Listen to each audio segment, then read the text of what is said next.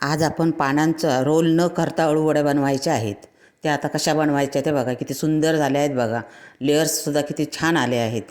1 वाटी मी बेसन घेतलं आहे आणि 2 चमचे तांदळाचं पीठ घेतलं.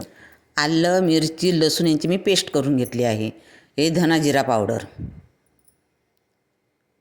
लाल तिखट, घरगुती मसाला, हे मीठ चवीप्रमाणे. हे सगळं साहित्य तुम्ही आपल्या चवीप्रमाणे घ्यायचं आहे, आवडीप्रमाणे घ्यायचं.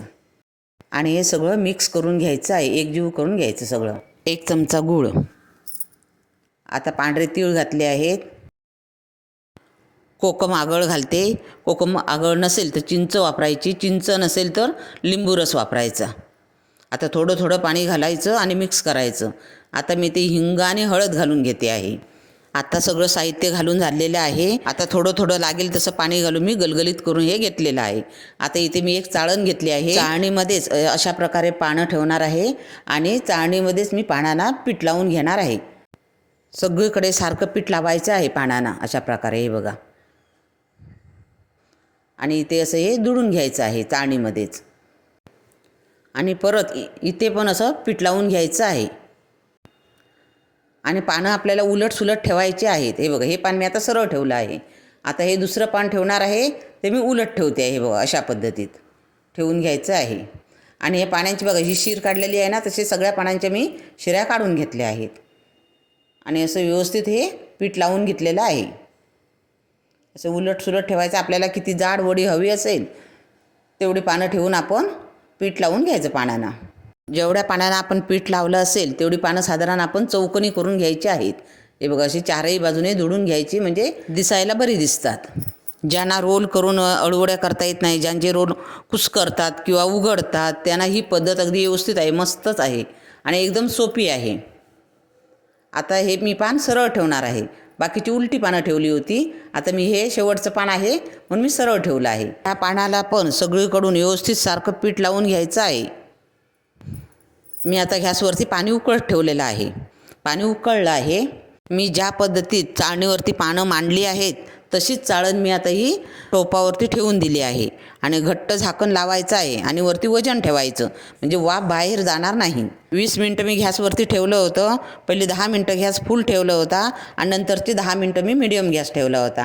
आणि हे उकडून बघा, हे असं मस्तपैकी झालेलं आहे.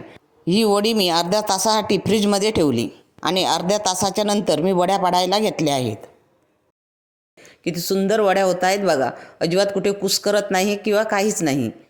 ज्या लोकांना रोलच्या वड्या जमत नाहीत त्यांनी अशी वडी बनवायची. ही तळते पण छान आणि चवीला पण सुंदरच लागते आणि करायला पण एकदम सोपी आहे. हे बघा, अशा प्रकारे होणार. हे बघा, किती लेयर्स पडले आहेत बघा, सुंदर. तुम्ही अशा प्रकारे अळूवडी करून बघा, तुम्हाला भरपूर आवडतील. आणि आवडल्यास लाईक, शेअर आणि सबस्क्राईब करा.